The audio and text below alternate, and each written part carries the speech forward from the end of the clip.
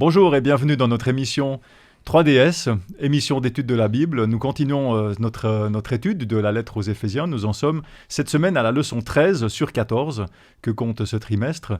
Cette semaine, donc, comme j'ai dit, numéro 13, qui s'intitule « Combattre pour la paix ». Sur notre plateau ici, j'ai deux invités qui sont avec moi pour discuter de cette thématique et pour approfondir le texte biblique, le texte que l'apôtre Paul nous a laissé. Avec moi, j'ai Nicolas Walter qui est à ma droite. J'ai aussi Joe Aliberti à ma gauche. Bienvenue, merci d'être là. Joe, si tu veux te présenter en quelques mots pour ceux qui ne te connaîtraient pas encore. Je m'appelle Joe Aliberti, je suis ancien adventiste de Saint-Julien-en-Genevois. J'ai une femme et puis je suis grand-père de 2 petits. On n'a pas l'impression, mais déjà grand-père. Merci Joe pour cette introduction. Et toi Nicolas? Alors Nicolas Walter, pasteur à l'église adventiste francophone de Genève. Voilà. Très bien. Merci pour ces quelques présentations. Merci pour l'invitation. Maintenant qu'on est présenté, que vous nous connaissez tous, eh bien l'émission peut commencer.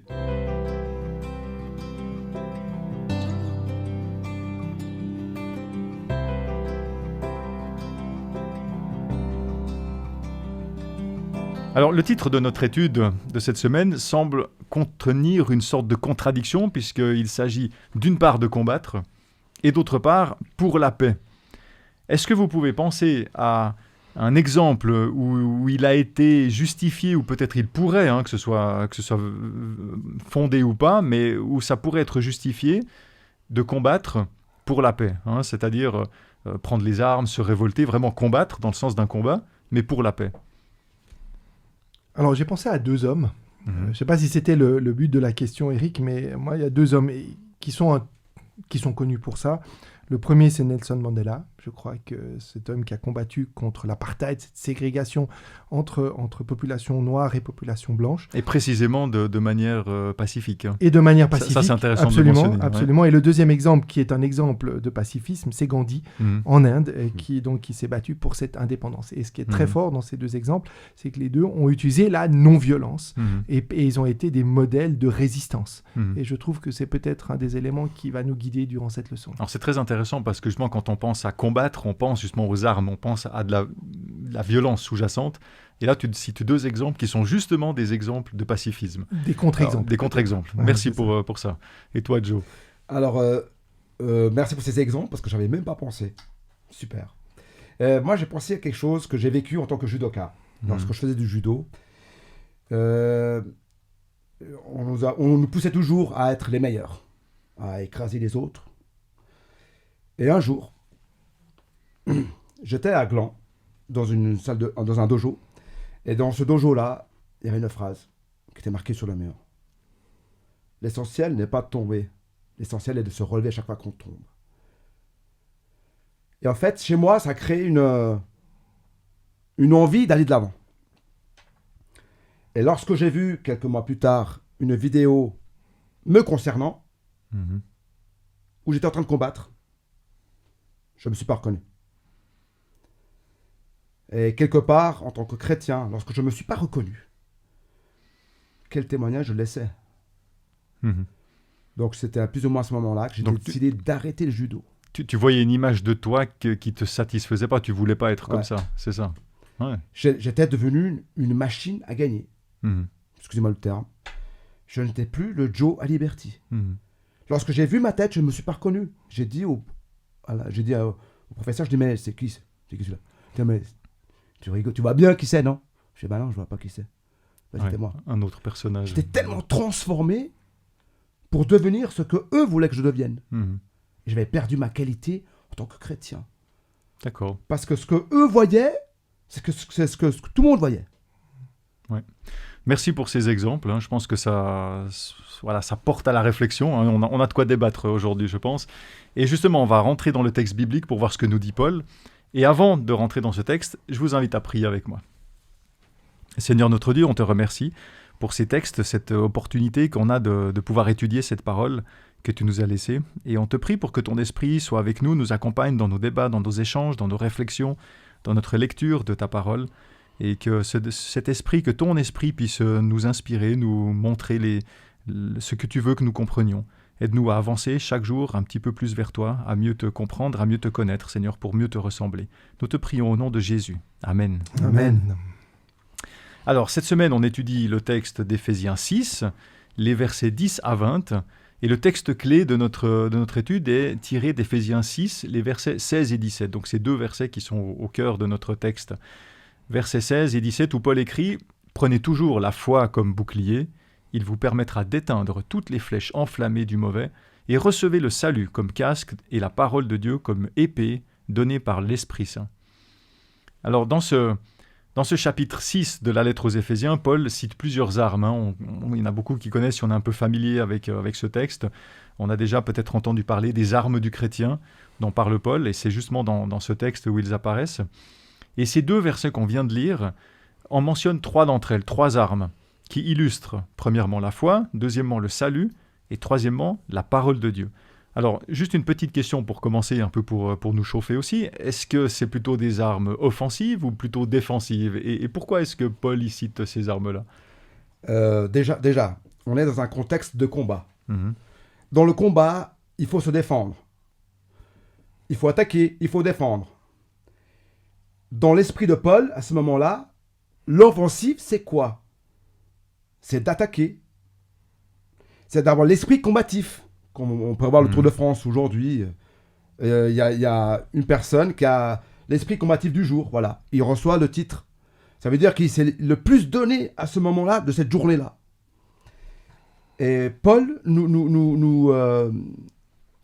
fait prendre conscience à quel genre de bataille on a à faire. Aussi, quand on est à l'esprit offensif, c'est qu'on est prompt à la bataille. On est prêt, on est qualifié, on y va. Alors que défensive, parce que notre texte, on parle bien d'armes défensives, l'armure, le casque, le bouclier et d'autres choses qu'on a. Évidemment, vous allez me dire, mais comment on va gagner avec ça, là ? Juste en se protégeant, finalement. On dirait en dessin animé. Et pourtant, le Seigneur utilise ces caractéristiques parce qu'il veut dire que ce n'est pas les grosses armes lourdes de l'armée américaine ou je ne sais pas quoi d'autre, ou de Poutine, comme vous voulez. Ce n'est pas ça qui gagne. C'est les armes qu'on a l'impression qu'elles ne sont pas très très lourdes à porter. D'accord. On va voir, on va le détailler aussi dans la suite. Et toi, Nicolas, sur ces 2 versets centraux ? On est sur un paradoxe. C'est pas la première fois que probablement on le relève dans les écrits de Paul. C'est qu'il nous décrit un soldat. Il a une armure, mais sauf que les outils de cette armure, ils semblent complètement dérisoires par rapport à la férocité ou à la violence finalement. Parce que, comme on le verra aujourd'hui, il y a une violence intrinsèquement gigantesque dont il est question ici. Et je pense que les armes, et pour la faire courte, je pense que les armes dont Paul parle ici, ce sont des armes spirituelles, évidemment. Je veux dire, une Bible, un casque, le salut, etc., ça c'est même pas matérialisé. Tout n'est même pas matérialisé. Si je peux matérialiser une Bible, oui, mais je vais pas taper sur les gens avec. Enfin, quoique parfois ça nous arrive, et c'est bien malencontreusement qu'on le fait et à éviter. Et là, ça passe du défensif à l'offensif. Et voilà, et on est dans des armes de non-violence, on est dans des armes d'attitude, et on est dans des armes de comportement intérieur. Et ça, je pense que c'est quelque chose qui très probablement est le gros paradoxe que Paul. Et, il nous attend là et il nous présente autre chose. En fait. Et c'est ça qui est intéressant justement à étudier, c'est qu'il prend des exemples très concrets pour qu'on comprenne, mais il faut essayer de comprendre ce qu'il veut dire et ce qui est derrière, en fait, ce qu'il essaye d'exprimer. Alors si je prends le premier verset, on va commencer progressivement notre étude, si je prends ce premier verset qui nous intéresse pour cette semaine, donc Éphésiens 6 au verset 10, je lis Paul qui dit « Puisez votre force dans l'union avec le Seigneur, dans sa puissance manifestée avec tant de force. » Paul nous parle de force, ce qui va aussi d'ailleurs de pair avec la notion de combattre. On parle de combat, de force. Et il nous dit de puiser cette force dans la puissance de Dieu et dans notre union avec Dieu. Mais il dit dans sa puissance manifestée avec tant de force. À quoi est-ce que Paul fait allusion ici ? On est dans la puissance spirituelle. On l'a dit, on est dans un combat, on est dans quelque chose qui nous dépasse, on est dans quelque chose qui nous, j'ai presque envie de dire, qui nous transcende. On est dans ces lieux célestes. D'ailleurs, On se rappelle que le lieu céleste, c'est à la fois le lieu de la présence de Dieu, mais c'est aussi le lieu malheureusement de la présence de l'ennemi, et qu'il y a quelque chose qui se passe là-haut, et dont on doit prendre premièrement conscience. Cette puissance spirituelle, elle vient effectivement de Dieu qui l'a placée, mais qui a placé tout le pouvoir, et c'est ça la clé pour moi, dans le Christ. Il lui a donné d'ailleurs cette puissance, il l'a intronisé finalement, il lui a donné tout pouvoir, et c'est ce pouvoir-là que nous devons regarder. C'est ce pouvoir-là qui doit être celui qu'on va utiliser. Et j'aime rappeler ici, même si ça a déjà été abordé par les leçons précédentes, c'est de revenir ce que Paul dit aux Éphésiens au chapitre 1er et les versets 20 à 23. On ne va pas tous les lire, mais je trouve intéressant. Il dit « Il a déployé en Christ, en le ressuscitant des morts et en le faisant asseoir à sa droite dans les lieux célestes, au-dessus de toute domination, de toute autorité, de toute puissance, etc. » Donc on voit bien que, et il finit en disant « Il a tout mis sous ses pieds et il en est le chef suprême. » C'est ça notre regard, c'est ça que je dois regarder, et c'est cette puissance-là qui nous est pas donnée à nous, mais qui a d'abord été donnée au Christ.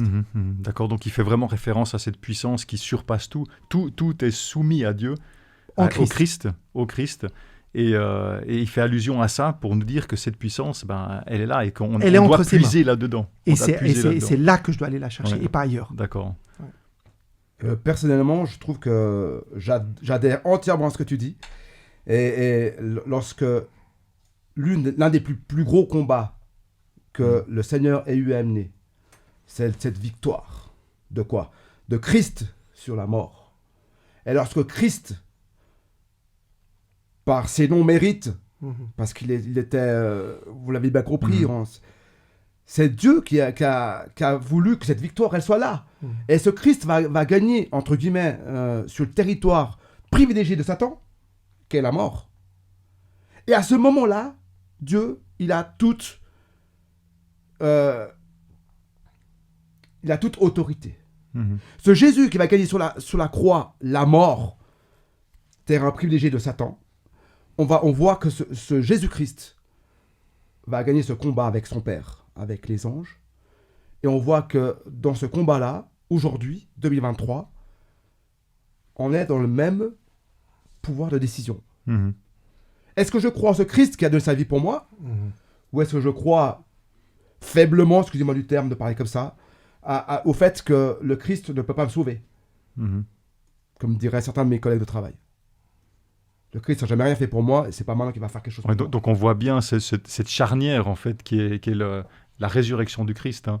C'est cette charnière, c'est ce moment précis où finalement on voit toute la puissance de Dieu mise en action, mise en évidence, et qui fait que justement le Christ a reçu de la part du Père toute autorité liée à cette puissance de résurrection. Et j'ose imaginer que c'était un combat intense, un combat d'une férocité, parce qu'on ne se bat pas contre les ennemis, n'importe quel ennemi, on se bat contre l'ennemi numéro 1 de ce monde. Ça on peut l'imaginer, la force du combat. C'est quand même l'ennemi, je veux dire, il faut la force de victoire du Christ, elle est la même que la force que l'ennemi a déployée pour pas que le Christ en arrive là. Elle est supérieure même. Elle est supérieure. Mais on a de la peine à s'imaginer justement cette grandeur. Nous, on a un esprit limité avec des bornes. Et là, il y a quelque chose qui éclate toute limite, en fait. C'est ça.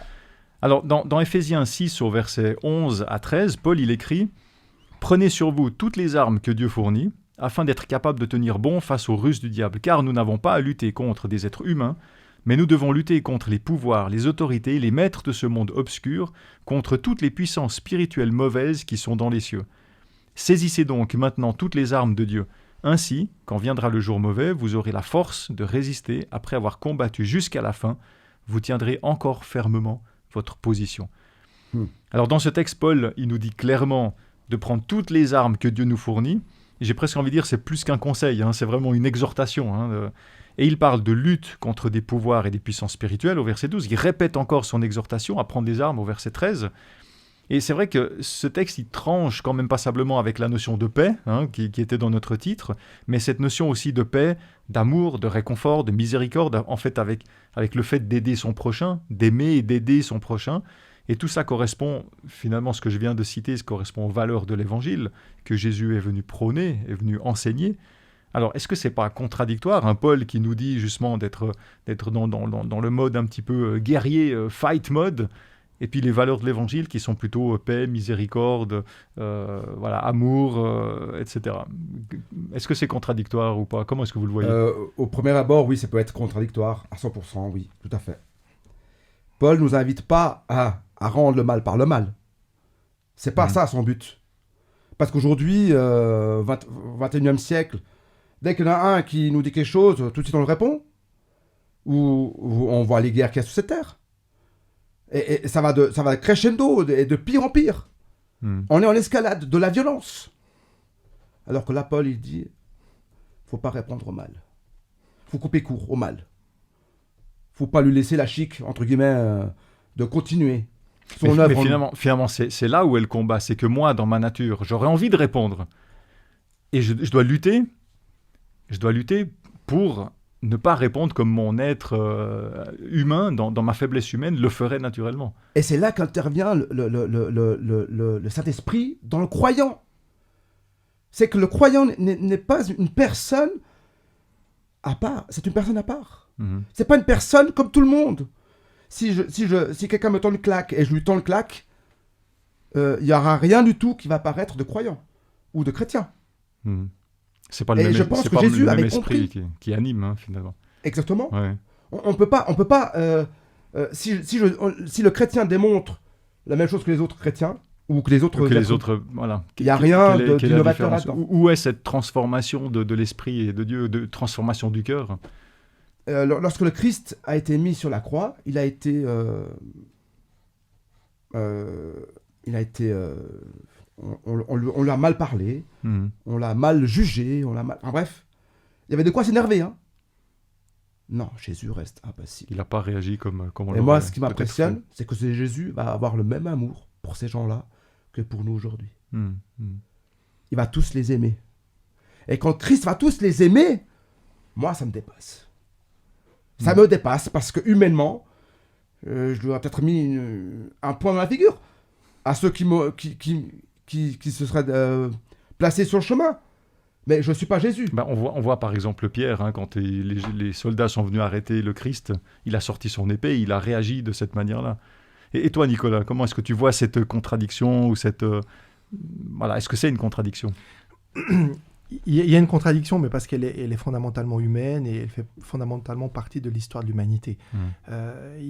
Si on est un tout petit peu attentif, depuis la nuit des temps, il y a toujours eu, finalement, de la part de l'homme, à vouloir lutter contre l'injustice, à vouloir recréer un équilibre de justice, de lutter contre le mal et de rétablir finalement la justice du bien. Paul va prendre un exemple très clair, il va prendre l'exemple du soldat. Il parle à des gens dont il sait qu'ils voient des soldats dans la rue et il va prendre le contre-pied par rapport à ça. Oui, et puis une petite parenthèse, et c'est important je pense de mentionner qu'effectivement à l'époque où Paul parlait ou écrivait, l'Empire romain était là, et il y avait des soldats à tous les coins de rue, si je peux dire ça comme ça. Donc c'était un environnement ou une image que les gens comprenaient parfaitement. Mais bien sûr, j'entends, c'était l'omniprésence de l'armée, j'entends, quelque part, c'était la structure même fondamentale du fonctionnement, et sauf erreur, dans les époques où cette lettre est écrite, l'Empire est quand même dans une phase de paix, il n'y a pas forcément encore les ennemis extérieurs qui vont venir. Moi, si je suis interpellé par ce texte, parce qu'on l'a lu et relu encore, et chaque fois on se dit, ouais Seigneur, moi je vais prendre ces armes, et en fait, on les dessine, on les schématise, et je pense que c'est intrinsèquement, encore une fois, en nous, de vouloir rétablir cette justice. Je pense que même un enfant qui n'a pas connaissance de tout ça, il va vouloir toujours... C'est en nous, on a cette idée de cette lutter, soif de justice. Cette soif de justice. D'ailleurs, les jeunes générations, je ne sais pas s'il y en a certains qui nous écoutent, mais voilà, les fans de Marvel, eux, qu'est-ce qu'ils voient? Ils voient Captain America, lui, Captain America, qu'est-ce qu'il va faire? Il va rétablir la justice. Mais il va utiliser son bouclier magique, il va utiliser sa grande force. Ce qui est intéressant, je suis pas contre Marvel, je trouve que c'est même super intéressant sur certains exemples, parce que les plus grands combats qu'ils mènent, c'est souvent les combats contre eux-mêmes. Hein. Et du coup, on voit bien qu'on n'est pas si loin que ça. Mais là, on est toujours pour établir une justice humaine. La justice dont il est question ici, c'est une justice de Dieu. C'est pas une justice combative, c'est une justice de résistance. Et c'est là où c'est très fort, parce que au verset 11, revêtez-vous de toutes les armes de Dieu. Hein, des armes que Dieu donne, c'est pas les armes que je demande à Dieu, c'est les armes que Dieu me donne, c'est l'équipement du soldat. Hein. Je crois que en Suisse, en tout cas, tout soldat, tout citoyen qui a fait l'armée, il sait que quand on va à l'arsenal, on lui donne plein de choses, un casque, avec une armée de milice, la tenue treillis. Enfin, c'était il y a bien longtemps pour moi. Je veux dire, quand vous arrivez, vous êtes comme ça, vous repartez, vous êtes en vert de gris. Voilà, ça, vous savez ce que c'est. Là, c'est les armes et c'est le revêtement de Dieu. Et il est bien dit, afin de pouvoir tenir ferme contre les ruses du diable. Et j'aime cette idée que c'est un renversement. Encore une fois, on a eu l'occasion il y a quelques semaines de parler de cette radicalité. Paul, il est radical ici. Il dit tenir ferme. Il ne s'agit pas d'aller pour vous de combattre. Vous n'êtes pas des Captain America et puis vous n'allez pas au combat et puis vous prenez pas tous vos petits potes avec et puis vous allez combattre le mal. Vous allez devoir être dans une résistance très forte. Et on a pris des exemples au départ en parlant de ces grands personnages qui ont su d'une manière ou d'une autre être dans le combat passif, et la plus grande force c'est de ne pas répondre, c'est de répondre à la violence par la non-violence. C'est un Nelson Mandela qui est capable pendant des années de rester dans une prison, et sa plus grande force c'était pas ni les armes à feu ni tous ceux qui étaient dans les rues pour lui. C'est l'arme la plus forte qu'il a utilisée, ce sont les mots qu'il a utilisé. Et aujourd'hui encore, quels sont celles et ceux d'entre nous qui citons encore Nelson Mandela, hein, on pense à Martin Luther King, la plus grande arme qu'il avait, lui qui est mort assassiné, ça a été quoi? C'est les mots. Et notre plus grande force ici, et c'est celle que Paul utilise, c'est la parole. Hein, c'est la vérité, c'est l'évangile. Enfin, je veux dire, on est dans quelque chose de très fort. Encore une fois, c'est la parole qui est vainqueur et qui est la plus forte, et pas les armes que je vais pouvoir utiliser et puis Alors, justement, tu as évoqué quelque chose, hein, tu as dit que le combat, il est d'ordre spirituel. Hein. Tu l'as évoqué, Paul le dit très clairement. Finalement, ça change quoi concrètement pour nous que ce combat, il n'est pas spirituel, c'est pas le nôtre. Mais il est pas conventionnel. C'est pas notre combat. On n'est pas dans des armes conventionnelles, on est dans des armes spirituelles. On est en train d'être, nous, quelque part, on est conscient qu'il y a quelque chose qui se passe là au-dessus, mais on n'est pas du tout on voit qu'une partie des enjeux. D'ailleurs, je pense qu'on est protégé de beaucoup de choses, parce que si on savait tout, je pense qu'on prendrait peur. Et puis, Paul veut aussi nous dire, il y a cette responsabilité, cette radicalité, on l'a dit il y a quelques semaines, encore une fois, et ça a été redit plusieurs fois, ces combats, c'est un combat intérieur, mais ma plus grande difficulté, c'est de ne pas, encore une fois, aller dans l'adversité, pour l'adversité, mais de répondre à l'adversité par les armes que Dieu nous a données et le modèle que Christ a été. Et donc, du coup, on voit bien qu'on n'est pas dans on est dans quelque chose qui nous appelle à changer de point de vue, à ne pas utiliser la logique de ce monde, mais à utiliser la logique de Dieu. D'accord. Ça t'inspire, Joe? Ce que tu dis, en fait, on ne doit pas se tromper de combat. Parce que si on se trompe de combat, au fait, on parle de vie éternelle. Et si on se trompe de combat, la vie éternelle ne sera pas pour nous, quoi. Ou pour moi. Et quelque part, c'est pas évident de rester, que le Christ soit ancré en nous, que nous soyons des combattants pour le Christ, et pas des combattants avec les armes et tout ça pour créer des morts à gauche à droite. Le Seigneur veut de nous notre cœur. Il veut conquérir notre cœur. Parce qu'il sait très bien qu'avec chacun de ses enfants, il pourra aller de l'avant. Mais je crois que c'est vraiment pas facile, hein, dans notre vie de tous les jours. Quand on est confronté à une situation et qu'on se rend compte que ce qu'on voit finalement, le vrai problème, il n'est pas réel, il est spirituel. Et que ce qu'on voit de façon réelle, c'est un peu la conséquence. Hein, c'est ce qui en découle. C'est le résultat. Et voilà, c'est le résultat. Et de ne pas se tromper en combattant. C'est comme si on va chez le médecin parce qu'on a des symptômes.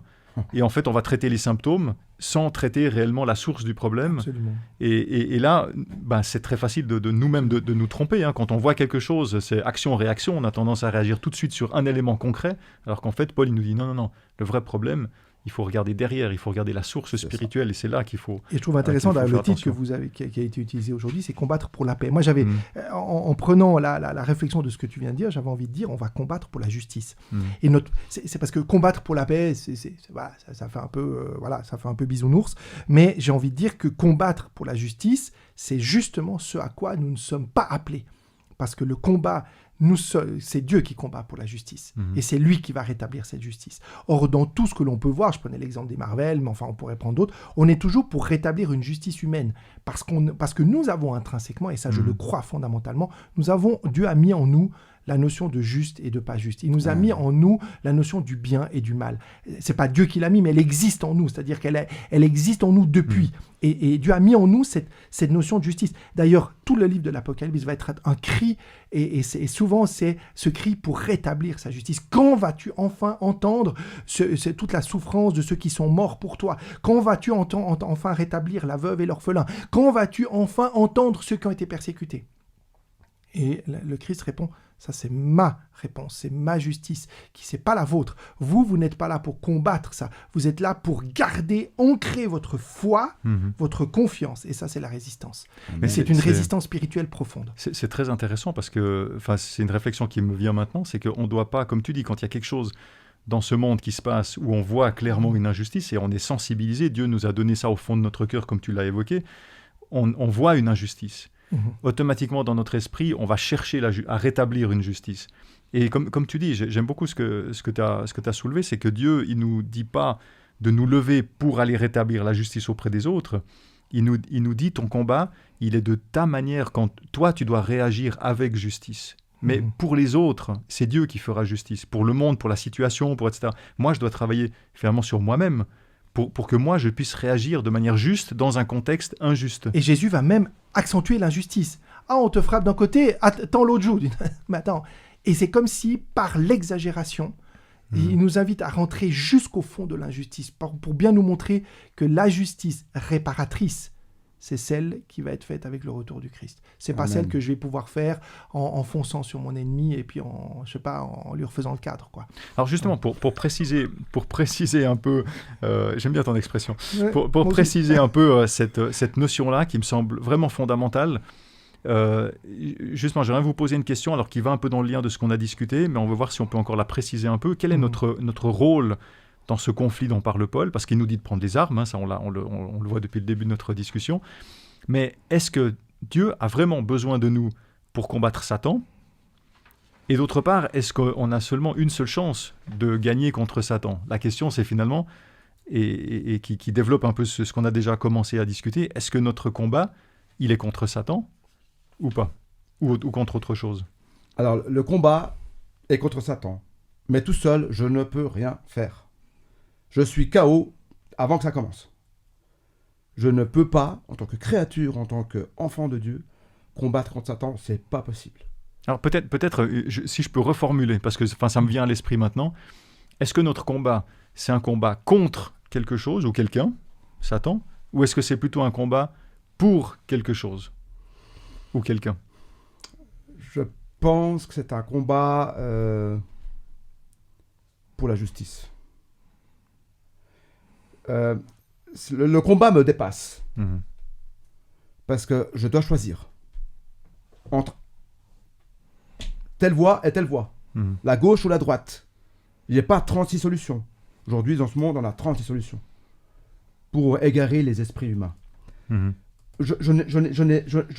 Aujourd'hui, je me dois de j'ai envie de dire, j'ai pas envie d'être spectateur de ma vie. Imaginons 2 secondes qu'on soit au cinéma et que dans ce cinéma, tu es tout seul. Et que dans ce cinéma, tu vois le défilé de ta vie. Tu es là, tu dirais « Ah ouais, mais j'aimerais bien... Alors, je suis spectateur de ma propre vie. Je dis non. J'ai pas envie d'être spectateur de ma propre vie. Donc en fait, j'ai envie d'être acteur de ma vie. Donc l'enjeu, c'est le positionnement. Où est-ce que je me positionne? Seigneur, aide-moi à être entre tes mains un combattant comme tu désires que je sois. Mais pas un spectateur. Trop souvent de nos vies aujourd'hui, sans juger personne, on est spectateur. On voit des situations qui nous dérangent. à la télévision, dans la famille, on laisse tout faire. Ouais.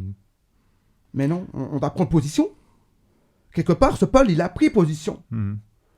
Et de sa position, de l'emmener à ses Éphésiens, encore une fois, c'était pas évident.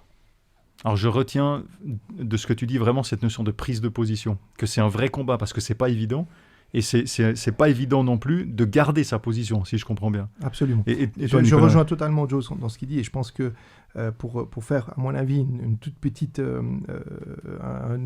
précision, je pense que le combat pour la justice, il est d'abord le combat pour garder ma foi en Dieu. C'est-à-dire, il est d'abord là pour garder cette relation intime que j'ai avec lui. Et on parle d'attitude, de comportement, moi je parlerai d'éthique chrétienne. Je pense que c'est dans l'attitude. Paul ne fait que parler. On a parlé il y a quelques semaines de la question du mensonge, de la vérité. On voit bien que Paul va développer la question de qui peut être sauvé. Enfin, on a abordé toutes ces thématiques. Cette distinction entre païens, ceux qui méritent, ceux qui ne méritent pas. Et Paul nous rappelle, je veux dire, en Christ, il n'y a plus de différence. Mais en Christ, non seulement on est unis parce qu'on est appelé à mettre nos dons ensemble, on est appelé à la force de la communauté, on est appelé à regarder à Christ, mais on est aussi appelé à combattre ensemble. Et pour moi, la force dont Paul nous parle ici, c'est qu'il parle bien en nous et en vous.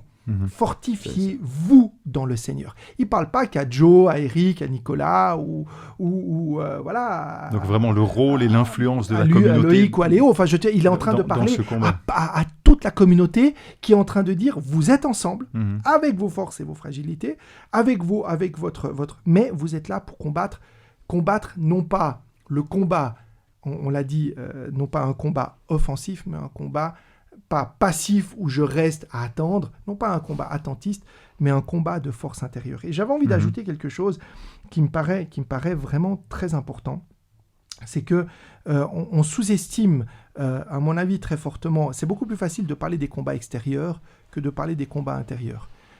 Évidemment, Paul nous parle de ces lieux célestes, on sait que ça se passe quelque part là en haut. Mais c'est pour pas dire que ça se passe d'abord en nous. Et je relisais juste rapidement le fruit de l'esprit qu'on retrouve dans Galates 5. C'est quoi ? C'est que des attitudes. C'est l'amour, la joie, la paix, la patience, la bonté, la bienveillance, la foi, la douceur, la maîtrise de soi.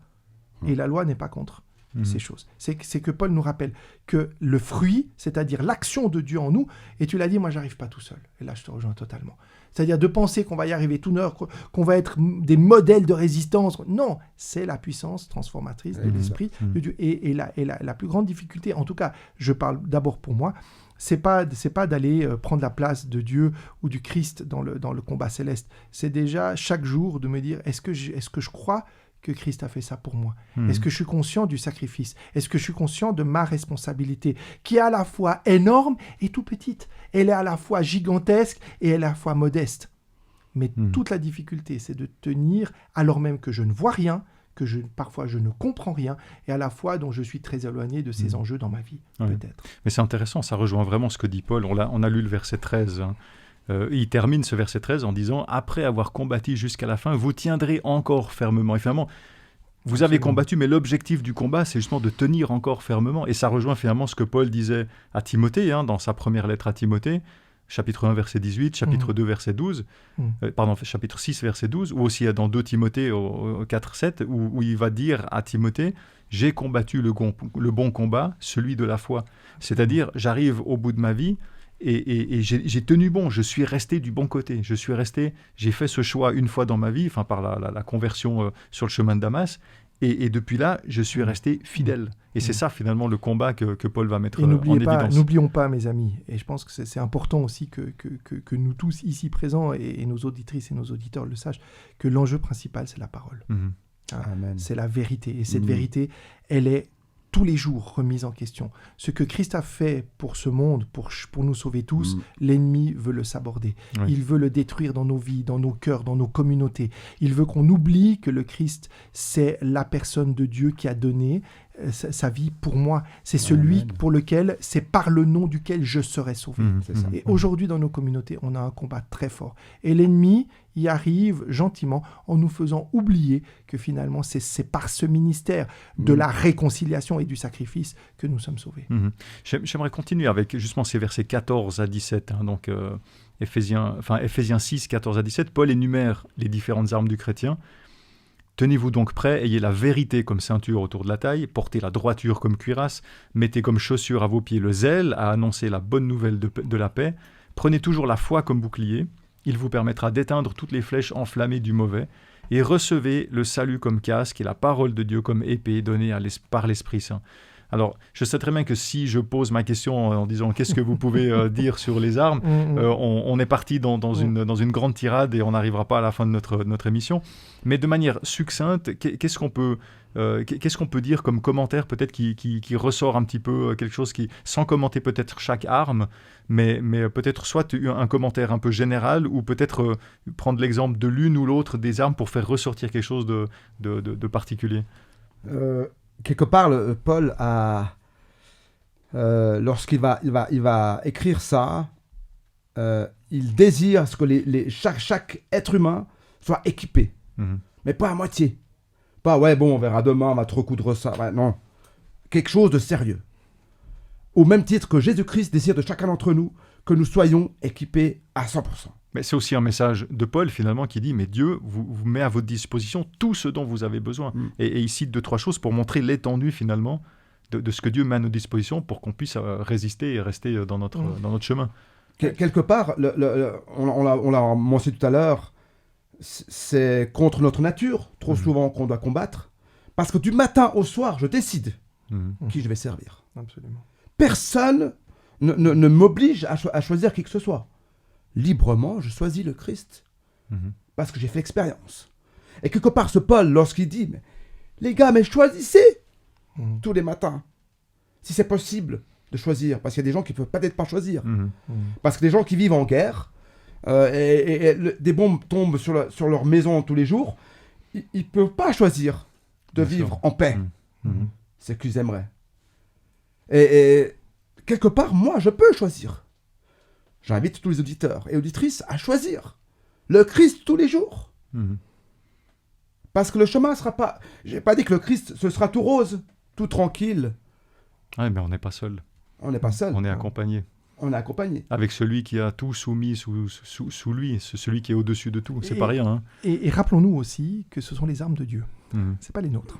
C'est pas celles que j'ai été choisir un jour dans un supermarché ou dans un magasin d'armes. Je passe à l'Arsenal et je vais à l'Arsenal et puis je choisis telle ou telle arme. Non, ce sont les armes de Dieu. Les armes de Dieu, elles disent quoi? Elles parlent de fidélité, elles parlent d'espérance, elles parlent de Christ. Elles parlent, finalement, c'est ça les armes de Dieu. Et ces armes-là, en vous écoutant, je me suis dit, il y a un élément tellement simple et tellement évident qu'on oublie, c'est que finalement, le Christ a déjà gagné. Amen. Il a déjà gagné. Donc, ce n'est pas des armes qu'on va tester, puis on verra si, comme on peut le vivre maintenant dans cette guerre dramatique, pas très loin de chez nous, on va utiliser des armes à munitions, à sous-munitions. On n'est pas en train de tester des armes. Je crois que le Christ les a déjà utilisées avec succès. Déjà utilisées à la croix, à la mort et à la résurrection.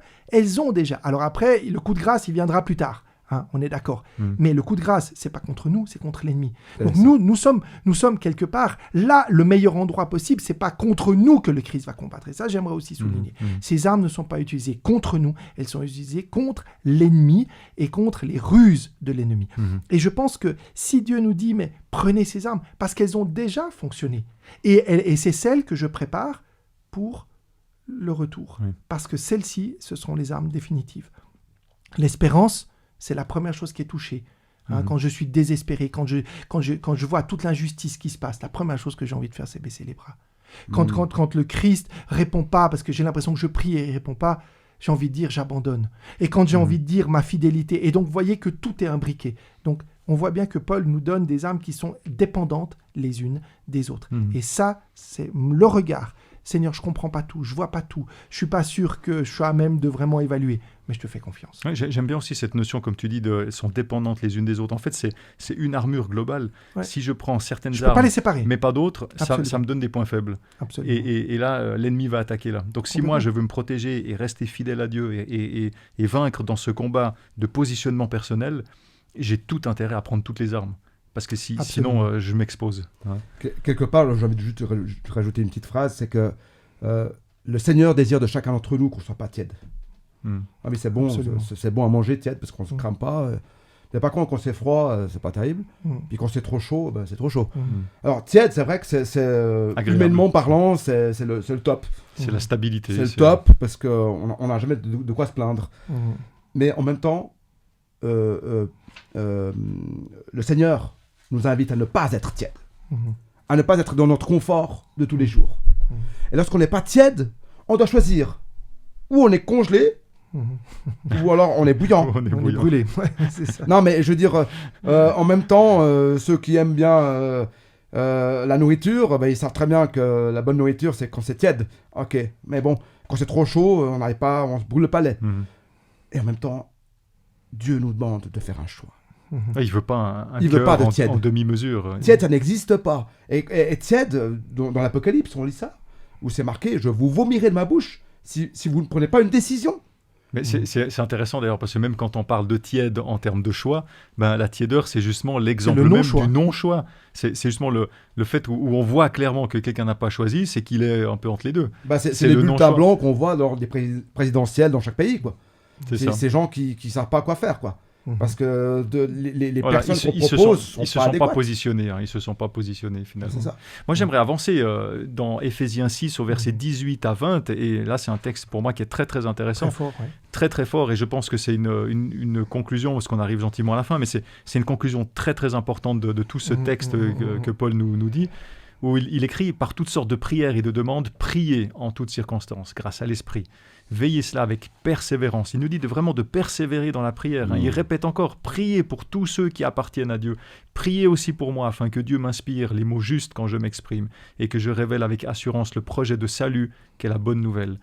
Bien que je sois maintenant en prison, je suis l'ambassadeur de cette bonne nouvelle. » Et il va encore répéter « Priez donc pour que j'en parle avec assurance comme je le dois. » Ici, on voit que Paul y met une importance, mais capitale, à la prière. Et tout ce texte, quand on pense à Éphésiens 6, on pense souvent dans les églises ou dans les discussions, justement à ce qu'on vient de discuter, aux armes du chrétien. Et finalement, ici, Paul, il met autant de versets d'importance, et il va répéter, finalement, la prière. C'est d'une importance pour Paul qui est vraiment absolument capitale. Absolument. Alors, c'est peut-être ma dernière question ici. Quel est le rôle et l'importance de la prière dans notre combat à nous, personnellement, en tant que chrétiens? On est d'accord pour dire qu'aucun combat avec Dieu ne peut se faire sans la prière. Amen. Ça, c'est l'essentiel. Et j'avais envie de répondre par plein de choses, mais j'aimerais citer ici l'extrait d'une chanson de Jonathan Patton, peut-être que vous connaissez, qui s'appelle « La bataille ». Et il dit, quand il dit... Quand je marche dans les ténèbres, je sens ton amour, je n'ai rien à craindre car tu es avec moi.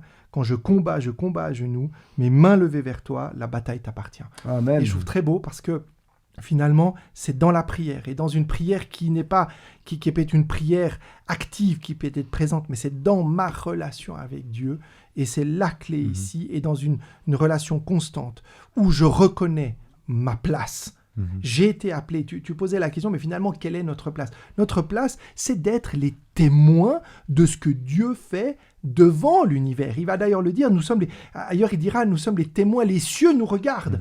Et si nous, Église globale, et si nous, chrétiens, on est là comme reflet de cette résistance, pas de nos combats contre, mais de nos combats pour le Christ. Amen. Eh bien, parce que encore une fois, c'est lui qui est attaqué le premier. Eh bien, c'est dans ce reflet, et c'est ça l'Église. Et Paul va insister, si vous êtes cette image-là, et vous la renvoyez dans les cieux, vous êtes en train de jouer. Et nous, c'est à nous qu'appartient ça. C'est étonnant. Le combat est dans le ciel, mais la réalité du combat, elle est terrestre. C'est ça. Et nous sommes, malgré le fait que ça nous dépasse, que ce n'est pas notre combat, mais nous, on en est, entre guillemets, les victimes, mais on a aussi, entre nos mains, cette capacité de démontrer que non, l'ennemi n'aura pas le dernier mot. Et c'est à genoux que je combattrai, parce que ce combat, c'est d'abord le tien. Amen. Amen. Et toi, Joe? C'est dur de rebondir.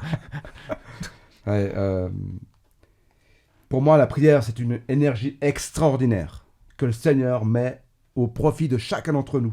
Pour vous, auditeurs. Cette énergie que le Seigneur met pour que les choses se fassent, pour que les prières soient exaucées, pour que l'homme, par la foi, aille de l'avant. On se dit, mais ça nous dépasse. Et pour moi, cette énergie, elle nous sert à tenir debout tous les jours, du matin au soir, et même durant la nuit. J'ai vécu des moments où j'ai été attaqué. Et lorsque j'étais attaqué durant la nuit, alors que je devais prêcher le lendemain pour la première fois que je prêchais sur le retour de Christ.